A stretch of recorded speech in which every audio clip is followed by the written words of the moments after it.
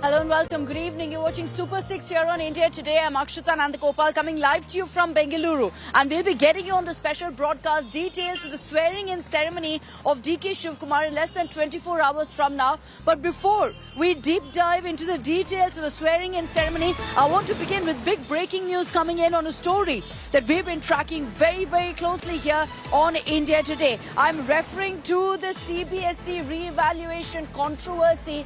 Now you've got Modi government cracking the whip, taking note of all the issues that have come to the fore. The CBSE chairman and the secretary have been transferred. Beyond that, an inquiry committee has been set up to probe the procurement of the OSM services by the CBSE, which is on-screen marking essentially. The biggest question mark has been over the OSM services by CBSE. It's in line with that the government has not just cracked the whip, but also has decided that there must be a detailed inquiry to figure out exactly what went wrong. India Today has been relentlessly pursuing the story and getting you every single update that's come in. Finally, the Modi government also cracking the whip. The CBSE chairman, the CBSE secretary, both have been transferred now.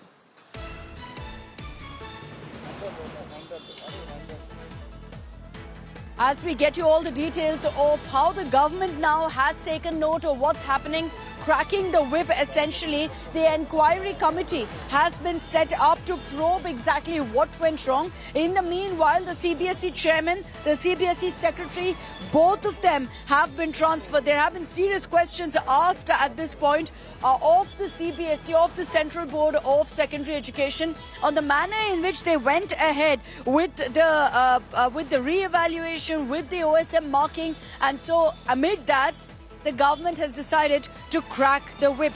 Remember that there were technical glitches. Remember that there were issues with regards to the results that came out. It was students who in fact exposed the serious lapses, the serious glitches that took place. The CBSE, of course, has conceded detail and kicking off an investigation on their own. But in the meanwhile, the government too has stepped in right now. The CBSE chairman, the CBSE secretary, both have been transferred. An in-house panel will now probe.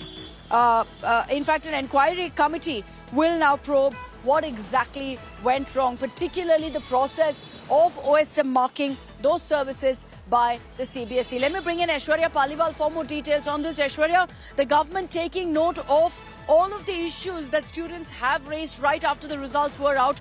Many of these students chose to speak out on India Today, but give us a sense of what really the government has done now. Well, Akshita, let me tell you, this is something that the government has been looking at very, very keenly. In fact, let me also tell you what at the moment it's the fact that the government has now taken notes, taken action, and that's the reason why you're seeing transfers being done. From what I'm understanding, Prime Minister Modi and his office, they were also very keenly looking at what exactly is happening, because these kind of things which are not once but again and again coming to the fore, and also what we are looking at is the future of lakhs of students that is at stake, and this is something which the government has been making very, very clear. This is something that they will not be tolerating, which is why you are seeing the center now cracking the whip and also sending out a very strong message. Let me tell you, this is just the beginning. We will see more action being taken, because the government believes that they need to get to the bottom of this and make sure that these kind of issues do not come up, these kind of glitches never ever happen with regards when it comes to the life of students and when it comes to the future of students. Welcome move by the central government, considering all the controversy and the amount of suffering of students essentially who've largely been the whistleblowers also of this entire case. So it's a good step that we're seeing, that the government has now taken note and decided to crack the whip right now. And let's just hope that all of the lapses, the glitches, the issues that have been found are identified, are highlighted, and that there is subsequent action, concrete action that's taken now by the central government, because we know that an inquiry committee has also been set up in this regard. I'll also bring in Sonal Mehrotra Kapoor on this broadcast. Sonal, along with many of my other colleagues in the newsroom, have been following up the story diligently for the last many days. So Sonal, finally, the government are also now realizing that we need to crack the whip. The CBSE chairman, the CBSE secretary transferred, and hopefully this is just the first of many more steps that will be taken. Well, absolutely, Akshita. For the past 2 weeks, India Today has continuously been reporting on the plight of students. First it was NEET, then CBSE. Things got even more murkier because remember, CBSE at the moment is not just an issue of malpractice. It's not just an issue of mismanagement or bad implementation. The charges are of corruption. Corruption in the tendering process. And that is what has really taken the story forward. It's not just about the fact that students could not open the portal or the portal did not work. This is about serious charges of corruption in the tendering process. Why was COEMT given that tendering process when many high stakes, contenders like even TCS were in the run? Now, a lot has been said about this story, but we have to say that I was just speaking with a former person in the CBSE, a former joint secretary who on the program 5 Live just minutes ago said that heads must roll. He just said that if this were to happen, if this level of deep corruption were indeed taking place, the entire administrative system would be in the know and thus should be taking responsibility. What responsibility for? Well, look at the lapses here. Number one, the entire OSM system is implemented and there is a mismatch in marking. The entire mismatch is then exposed. Students come online. Students who are first called Pakistanis, then lots of others sort of join in. And then finally, the CBSE says, oh, let's reopen the evaluation window. That re-evaluation window could not open on day 1, could not open on day 2. Today was day 3, did open, but again with glitches. This is, one phase of what's happening with CBSE. And then there is, phase 2 of what's happening with the CBSE or Act 2, as they say. These are the corruption charges. These are the ways in which tenders have been exposed. And let's be very mindful. The heart of the CBSE story has been the students. Because remember, it's been the 2 students who exposed the entire system. One class 12 student who exposed the lapses within the system. He said on our show 5 Live that it took him 30 minutes. It took him 30 minutes to expose the entire CBSE system. And what did CBSE do? Not much initially. Now finally, remember, the second student who came on and he spoke about the tendering process. 2 class 12 students who sat down to write their papers this time to make a future, get good marks, ended up exposing the entire CBSE system. What we see now is a shake-up that's happening in the CBSE, but what we are hearing from a lot of former colleagues, etc., is it cannot be just these 2. The muck goes deeper and a full detailed analysis needs to be done of what happened. An investigation needs to be done on how did the tendering take place. Why was the rush for the OSM system when the students were not aware, when the teachers wrote down in paper saying that they were not ready with checks? Who allowed it and why? Those questions need an answer.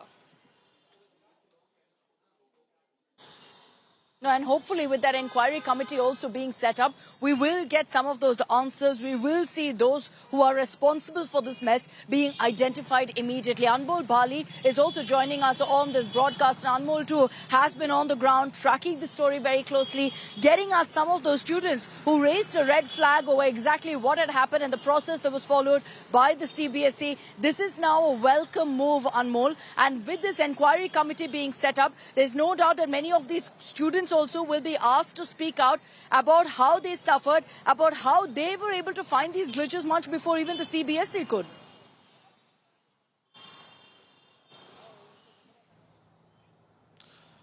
Akshita, as you know, that CB is in the deep controversy because we have been seeing after the class 12th results were announced, the OSM system was into controversy. People were pouring on the social media. Students were coming on the roads demanding for the fair deal of their marks. And after that, we have seen that parliamentary committee have also called 2 young guys, 19-year-olds Nisarg Adhikari as well as Siddharth, those who have probed into the CBSE tendering system, those who have probed into the CBSE cyber security, and now big action by the government. They have transferred the chairperson of CBSE Rahul Singh and as well as Secretary Himanshu Gupta. Big action by the Modi government because India Today and Aaj Tak have been showing the ordeal and the narrative of the students from the very first day since the results have been come out, where students have been saying this OSM system is full of flaw, because we have talked with the teachers, those who have clearly said their papers were blurred, and even people have questioned the tendering system. Various things were tweaked to give tender to the COEMT EduTech, and later we have also seen that leader of opposition Rahul Rahul Gandhi and various other opposition leaders have questioned then why this Coemt named company, which was into the center point of the controversy for their 2019 Telangana board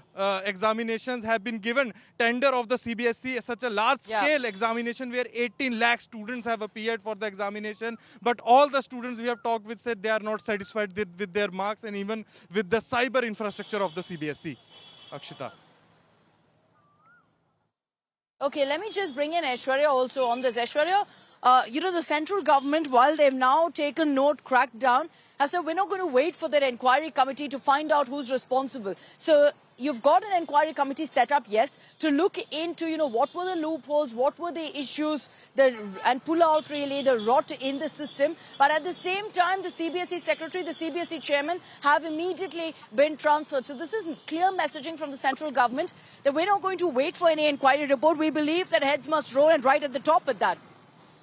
Well, definitely, and why not so? Because this is something that the government has been speaking about time and again. The government has been very, very clear, Akshita, that this is something that they will not look at lightly. This is something which actually is putting the future of lakhs of students at stake. This is something which will be punished, and that's the reason why you are now seeing the government cracking the whip. In fact, let me tell you, the PMO was very keenly looking at it, and that's the reason why now we are seeing this action being taken. The government believes that they also need to set things right immediately as soon as possible, and also to make sure that these kind of glitches, and if there is any corruption, this kind of corruption does not happen again. And that can only be done when the government cracks the whip and sends out a very stern message, Akshaya. This is exactly what it is, because it's not just the children, the parents and everyone else associated also could not believe what was exactly happening. Corruption charges also coming to the fore. And let me tell you, the 17-year-old boy, he in fact came out and gave the statement and said that it barely took him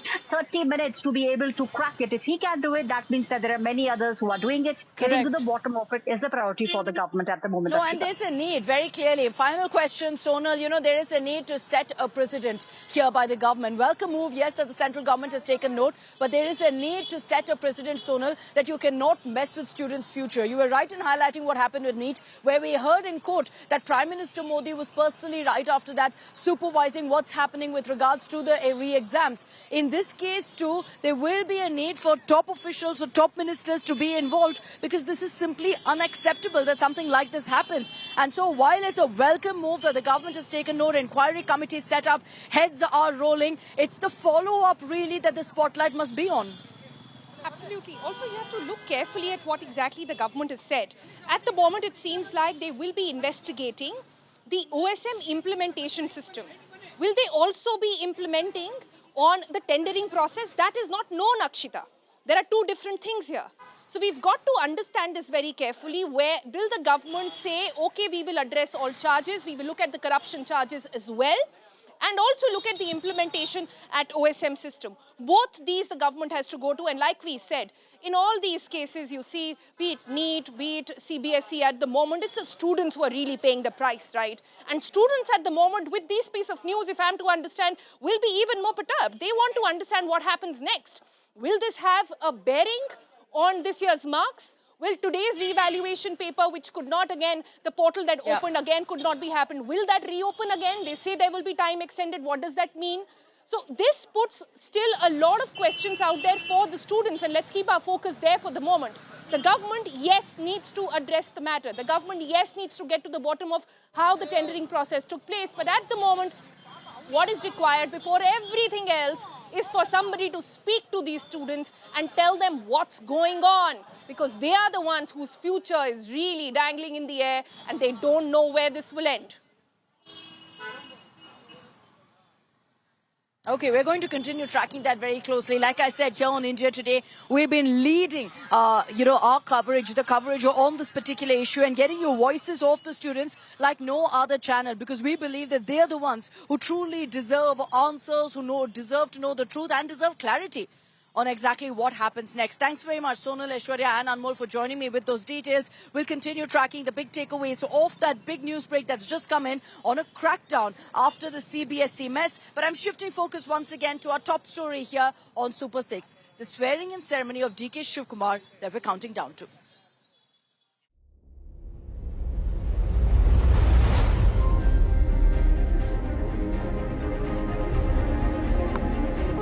Thinking together is the progress. Working together is the success. That is what I said on the day.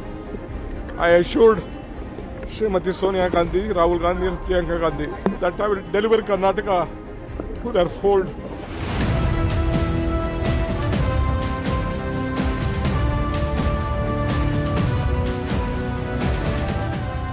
No individual group is being allowed. I don't believe in it. I believe in collective leadership.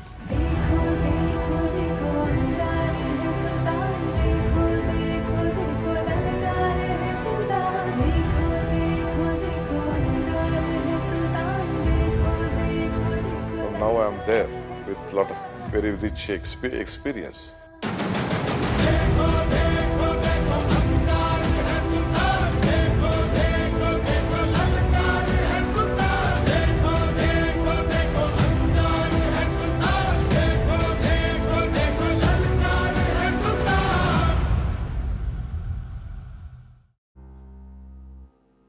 So less than 24 hours to go for the DKS Sarkara to kick off the era of DKS as Chief Minister in Karnataka. I'm standing here outside the Lok Bhavan. It's here that the swearing-in ceremony will take place at 4:05 p.m. come tomorrow evening. We'll be right here, stationed here through the day tomorrow to get you those updates. But just to give you a sense of the kind of preps that are underway, you can see, of course, that there's a grand setup outside the Lok Bhavan. Inside the glass house, already setups have been made. This entire area, which is, by the way, one of the most bustling pockets of Bengaluru, full of posters, full of flags, full of a show of strength by the Congress. And central to all of that is the images of DK Shivkumar. So over the next 1 hour, we're going to be getting you all the details that trickle in on what the swearing-in ceremony is going to look like. Some very interesting details, including the direction of the stage being changed based on what DK Shivkumar's astrologer has told him. All those details coming your way in just a bit. But we begin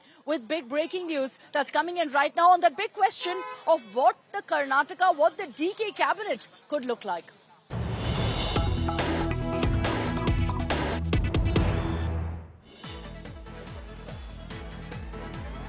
Okay, 10 names that have been finalized at this point is what sources have told us, who have been essentially zeroed down on by the Congress High Command. So many questions about whether Siddaramaia's men, women will prevail, whether his aides will get preference over DK Shivkumar's.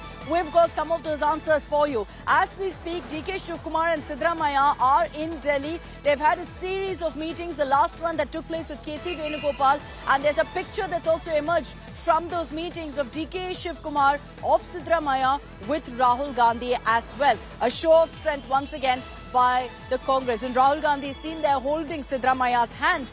They're expected to come back to Bengaluru tonight at about 7:30. They're expected to leave right now. But let me come back to the names that I was referring to. The names who reportedly have been finalized for the Karnataka cabinet. There's KJ George, G. Parameshwara, Ramalinga Reddy. No surprises, all senior leaders. KB Gowda, UT Khadar, MB Patil, Satish Jarkiholi. If he's inducted in the cabinet, remember there'll be a big question mark. That means on who will be the Karnataka Congress chief. Priyank Kharge, Mallikarjun Kharge's son, Dalit, Yatindra Siddaramaiah, no surprises there. KH Munyappa, again very, very senior leader, already part of the Siddaramaiah cabinet. So I've just given you a sense of the names right now that have come to the fore. I'll bring in Rahul Gautam, who's joining us live from Delhi with the latest updates, and then take this across to my colleagues in Bengaluru as well. But Rahul, what have the meetings been like through the day? Have we seen the end of negotiations, end of discussions? Has the High Command been able to zero in and narrow down a couple of names for swearing in tomorrow? Well, exactly, Akshita. This is what we are learning from our sources, that around 10 names have been finalized by the High Command, and tomorrow around 11 leaders will be taking oath. Including the Chief Minister. And as you yourself mentioned, the names also, UT Khadar, Satish Jarkiholi, Priyank Kharge, Yatindra, a balance of caste communities and regions have been kept in mind while finalizing these names. Also, I must tell our viewers that as we speak, we've been informed. I am right outside the residence of Mallikarjun Kharge, and we've been informed that shortly from now, KC Venugopal and Randeep Singh Surjewala, they both are likely to arrive here. And in fact, there's going to be discussion on Rajya Sabha and MLC names. See, we have to really understand that it was a pretty, jam-packed day, action-packed day as far as Siddaramaiah and DK Shiv Kumar is concerned, because they both had a 2-hour-long meeting. First with Rahul Gandhi, Mallikarjun Kharge, and then they went to KJ George residence where they obviously had private conversations, and then later on had a meeting with KC Venugopal. So clearly it seems that a picture has started to emerge. The shape, as we call it, of the new cabinet is taking place, and in all likelihood these names are going to be there in the official list, which is likely to be published very soon from now, and these people will be taking oath. Also, as you see the list, there are many people who are supposedly close to Siddaramaiah. For example, Krishna Bairagoda, Satish Jarkioli, KJ George.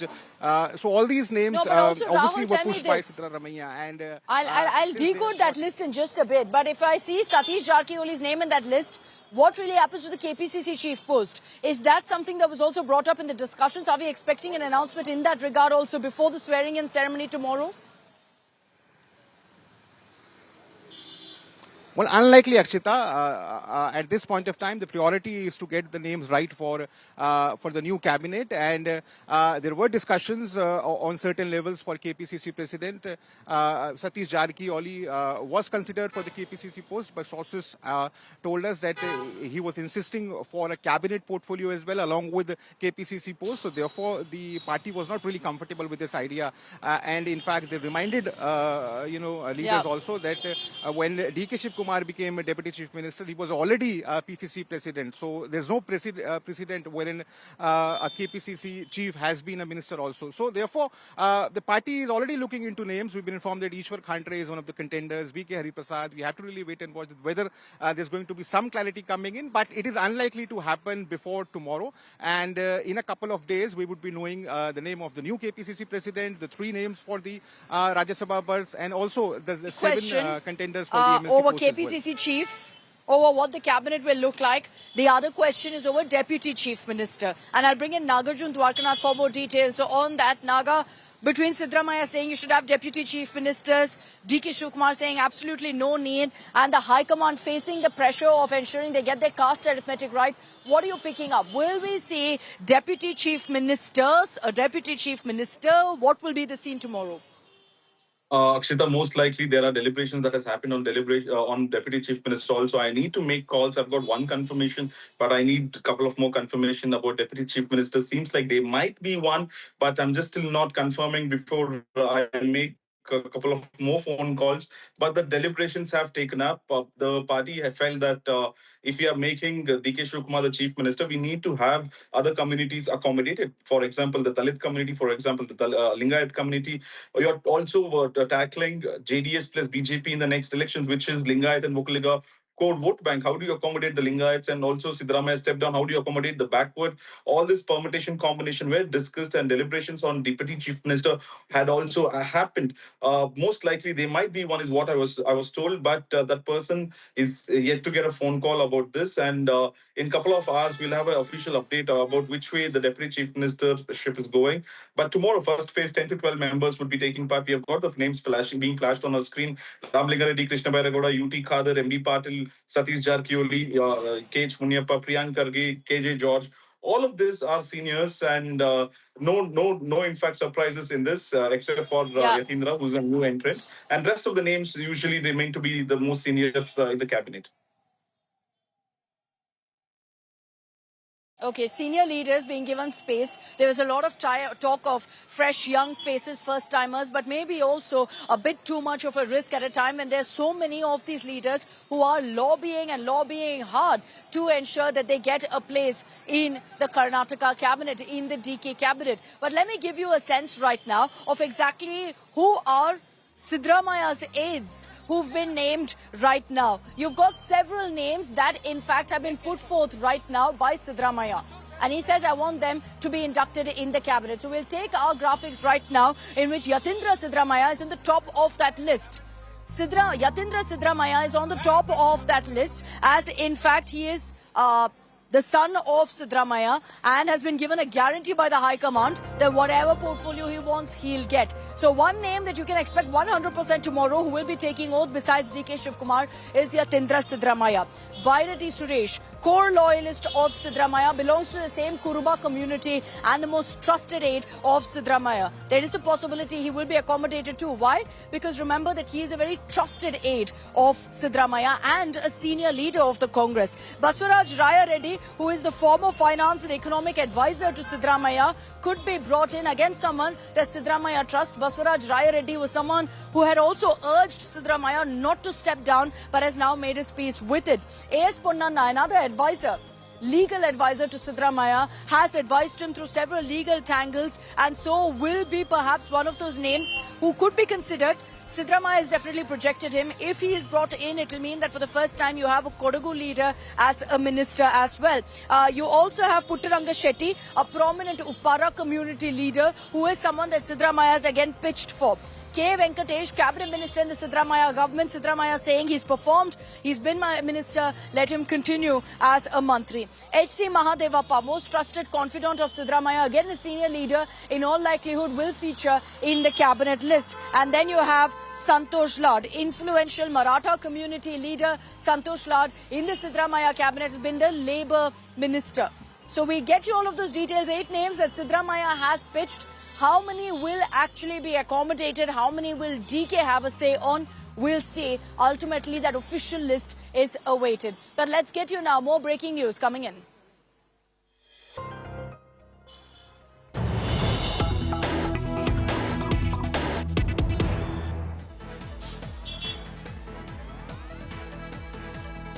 So what's happening right now behind me at the Lok Bhavan, where DK Shivkumar will be sworn in as Chief Minister, is going to be happening at the Glass House of the Lok Bhavan. And guess what? At this point, the stage at the Glass House, which is usually facing west, has been completely changed. The entire direction of where the swearing-in will happen has been changed at DK Shivkumar's behest. Like I told you, he's extremely superstitious, will go by whatever his astrologer tells her. And his So, the entire party, I feel that it is not Shivkumar here.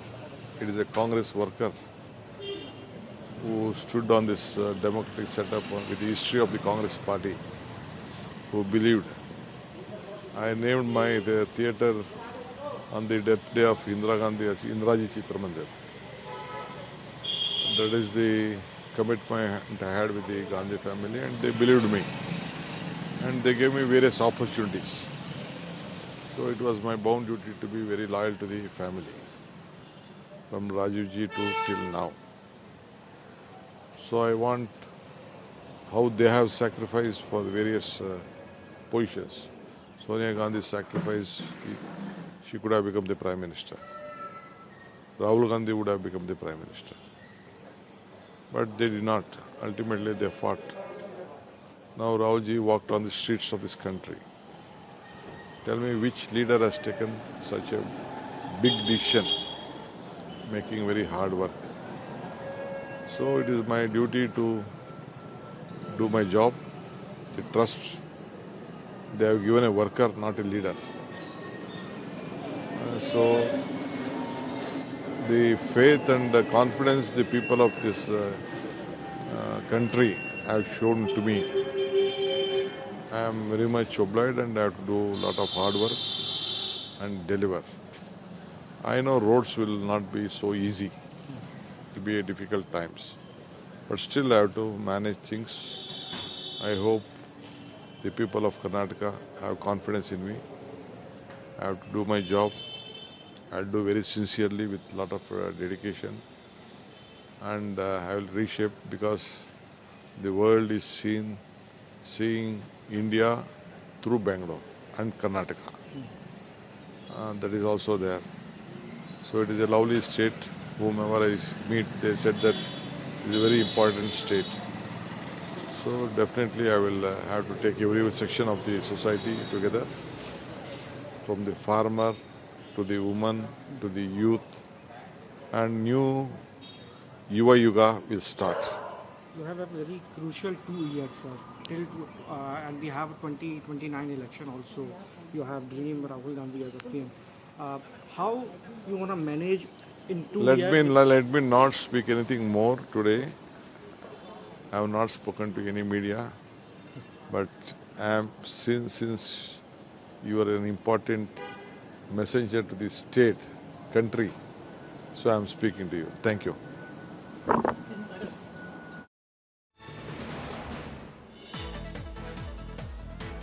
The Chief Minister designate DK Shivkumar speaking out now, talking about what a big responsibility it is on his shoulders, saying he will ensure he takes along every person of Karnataka with him when ultimately any decision has to be made. Of course, tomorrow, once he's sworn in as Chief Minister, at this time tomorrow, he will no longer be the CM designate. He will officially be the Chief Minister of Karnataka. And then, of course, he'll have to hit the ground running, no excuses. I'll bring in Sagai Raj because even as DK Shivkumar has just spoken behind me at the Lok Bhavan, all preps, you can see cars going in and out, all the material being taken in for those last-minute setup. What's interesting is, Sagai, every time there's been an event, a swearing in or any event at the Glass House, the stage is faced west because that's how the setup is at the Glass House.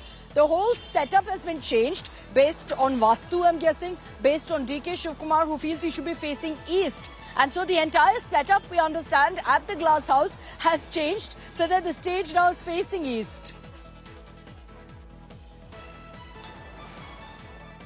Absolutely. In fact, all the arrangements which was being made, it was made according to Vastu. And as you rightly pointed out, that DK Shivkumar is very superstitious. He looks into astrology, looks into numerology, and he does all kind of calculation. And even today, this evening, there was an astrologer who visited Chief Minister's office where they checked with the Vastu of the office where DK Shivkumar will be seated and how the Vastu is going to help DK Shivkumar as the Chief Minister of Karnataka. So he is ensuring that everything falls in place, whether it is oath-taking ceremony or even the Chief Minister's chair inside his office on the 3rd floor in Vidhan Sauda. So they are making a calculated move. They are ensuring that everything goes on according to the plan. And even if you notice, Akshita, there is a huge arrangement made even near Vidhan Sauda. There is a huge setup there on the grand stairs, and probably you cannot zoom and show it this far. There is a setup which has been done. Once the oath-taking ceremony of DK Shivkumar gets over, he will come in an open jeep.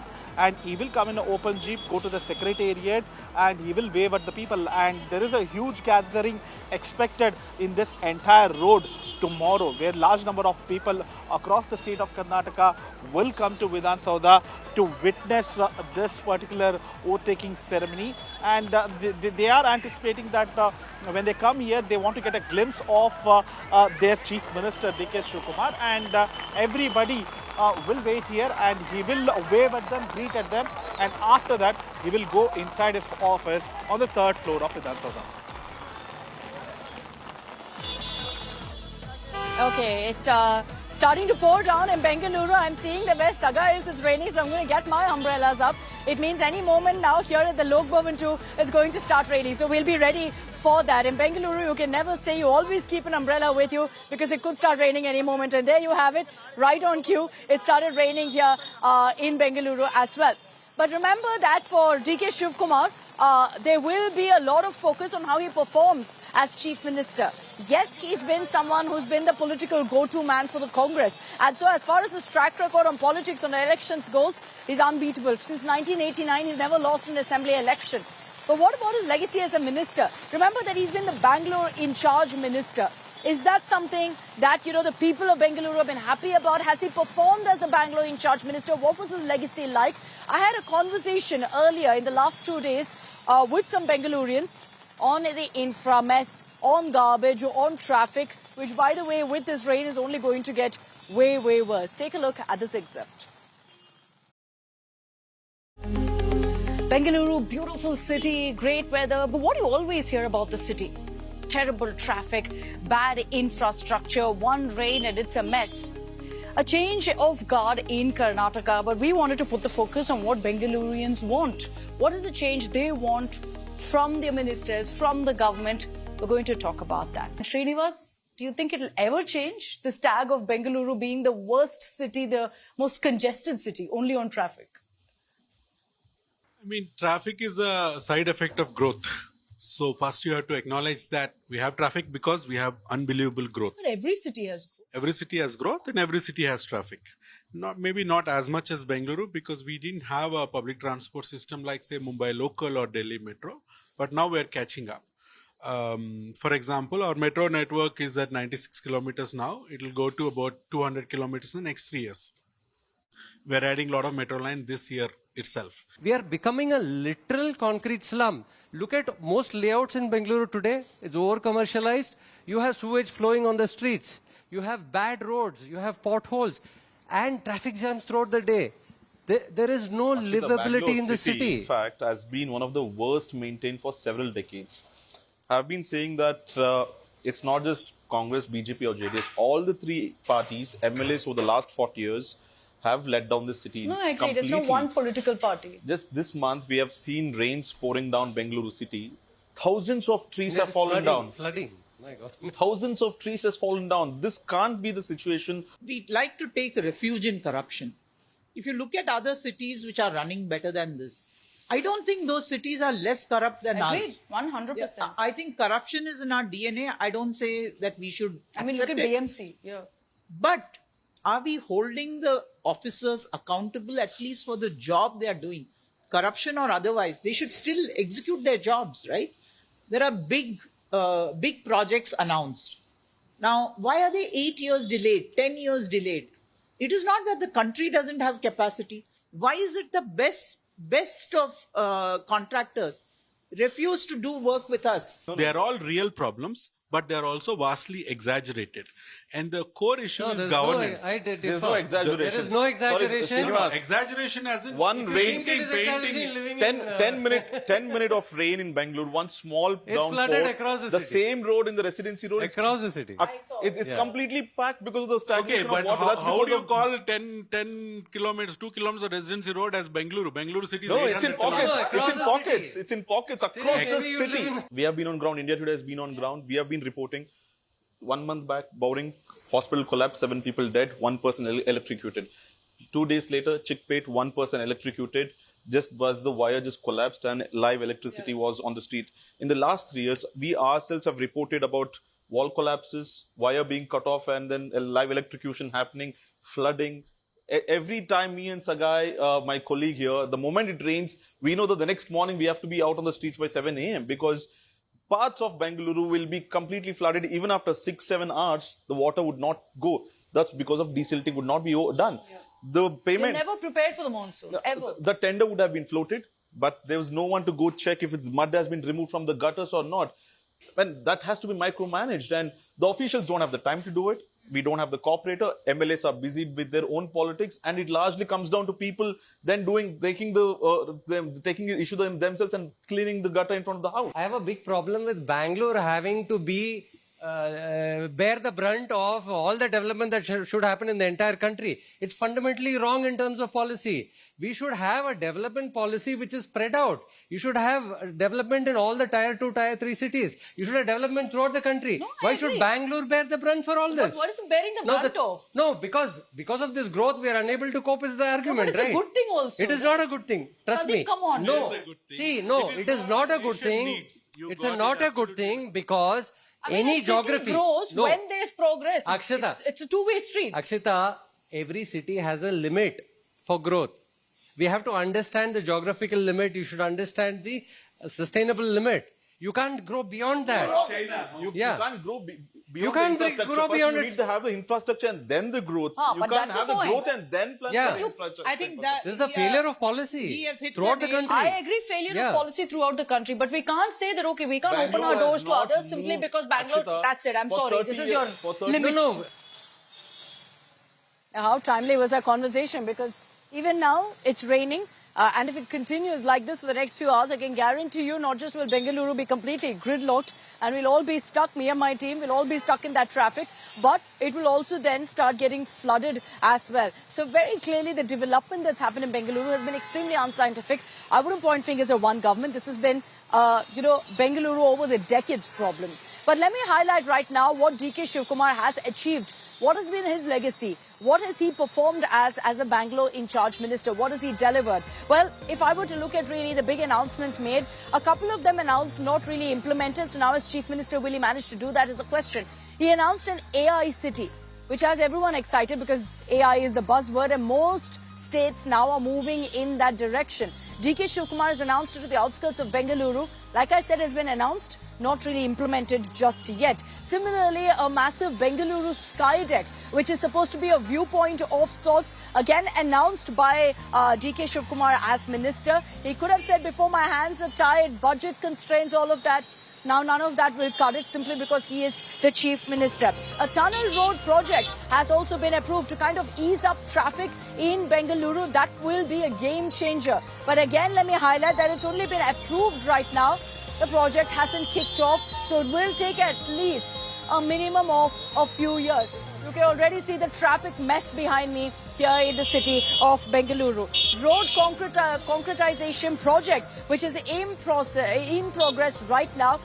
There are several pockets of Bengaluru where the roads are being cemented, so you don't see a pothole crisis every time it rains, every time the monsoon season hits in Bengaluru. Metro expansion is also underway right now. We can confirm that that's in progress, which is again a big relief. Public transport is the way to go.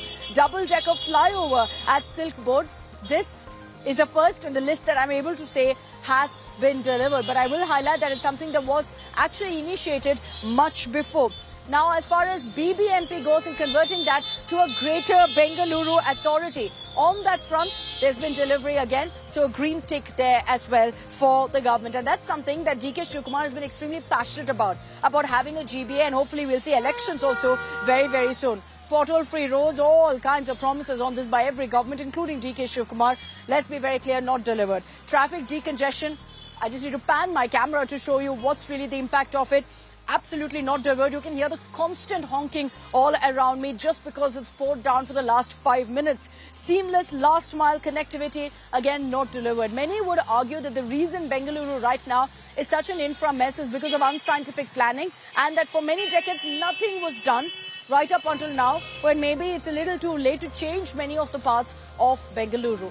But let's also get to a conversation that I had with women in the city. Two popular actors in Bengaluru, as Bengalurian as can get, joined me to have a conversation on what women want. Development, yes. Civic infrastructure, yes. But beyond that also, amid a time of guarantees, freebies, should that be the focus or should something else? Take a look. I think one of the big talking points really on the women factor has always been in every election, irrespective of Karnataka or not. How do we reach the women vote? How do we get the women vote? So here you have guarantees that have been brought in, like free bus rides for women. How successful has there been? 100% implementation? Absolute implementation across district. It's been one of their flagship successful guarantee programs. The other program that they reach out for women is a 2,000 rupees per month. That has seen hiccups.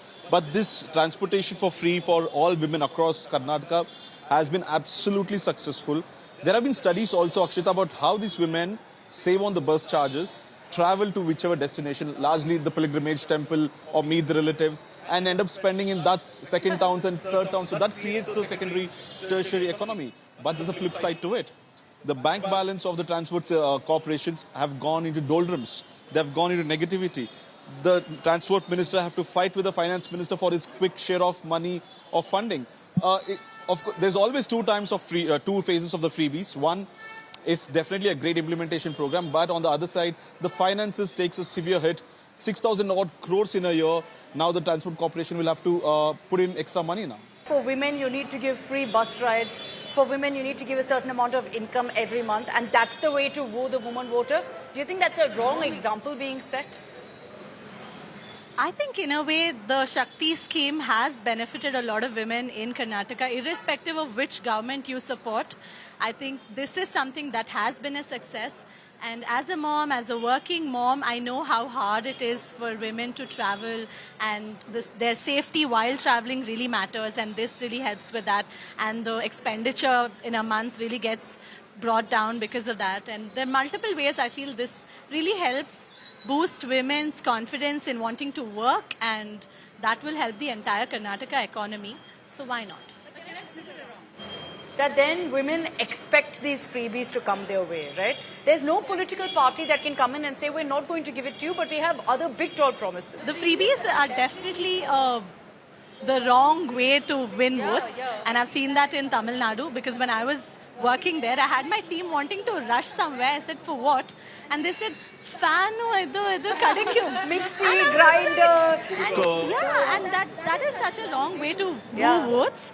But the Shakti scheme I would exempt from this list, because I think this only promotes women working far away. And you know, with rising housing costs, whether it's rentals or buying a house, people want to live far away and yet want to come into the city and work.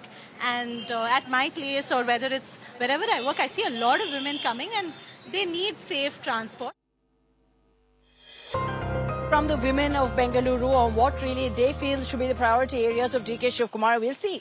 Maybe he's listening. Maybe he'll go ahead and implement some of those. But as I wrap up this edition of Super 6, as it pours down here in the city of Bengaluru, we will be live through tomorrow. It's swearing in day. It will be the day that DK Shivkumar officially takes charge as the Chief Minister of Karnataka. You know, a couple of days ago when I met him, he wouldn't stop smiling.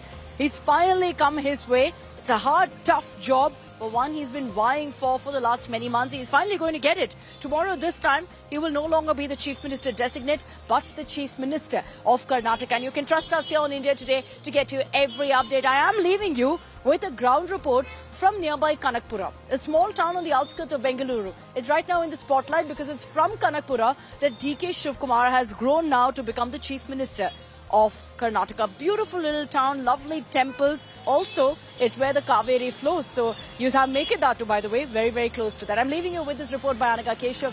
Thanks for tuning in.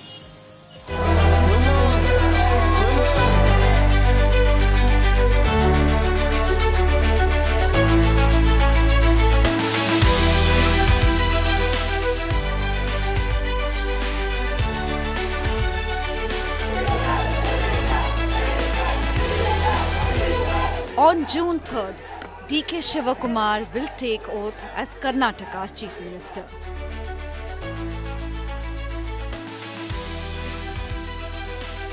But long before the power corridors of Bengaluru, long before the cabinet meetings, political battles and election victories, there was a small town called Kanakapura and a young boy with a dream. India Today travelled to DK Shivakumar's home turf to trace the journey of the man. This is the house where DK Shivakumar was born and raised. Born into a prosperous agricultural family in Kanakapura, Shivakumar spent the first years of his life here. But even decades later, residents say he never really left Kanakapura behind. The basic facilities are here in every village.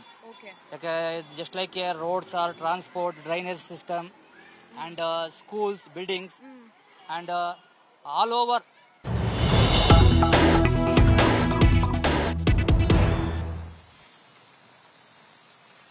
Okay, let's get your breaking news that's coming in. First confirmation on India Today on exactly who will be taking oath with DK Shivkumar at the Lok Bhavan tomorrow behind me.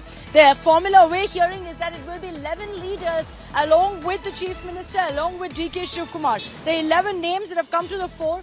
Yatindra Siddaramaiah, no surprises there. G. Parameshwara, again no surprises there. K.H. Muniappa, extremely senior leader. U.T. Khadar, name has been doing the rounds in representation, of course, of minorities. K.J. George, very senior leader. Krishna Bairagowda, Bangalore face. M.B. Patil, current industries minister. Priyank Kharge, Dalit. Mallikarjun Kharge's son. Satish Jarkiholi, again someone who's a representative of the Ahinda grouping. Important considering Siddaramaiah has been asked to resign. Ramalinga Reddy, very senior face. Transport Minister. Dinesh Gundurao, again minister who will perhaps be continuing in the cabinet. Dinesh Gundurao is currently the health minister under the Siddaramaiah cabinet. Those are the 11 names right now.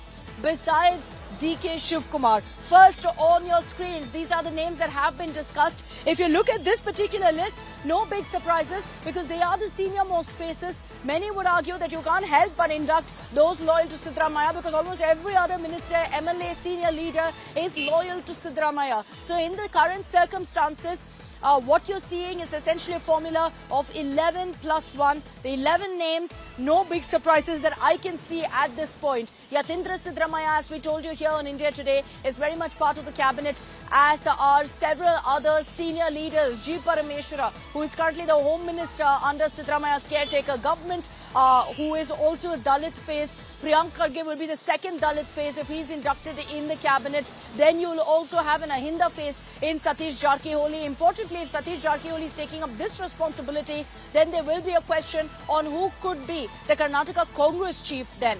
Satish Jarkiholi has been told very clearly, you pick one of the two. We're not making exceptions for you like we did with DK Shivkumar.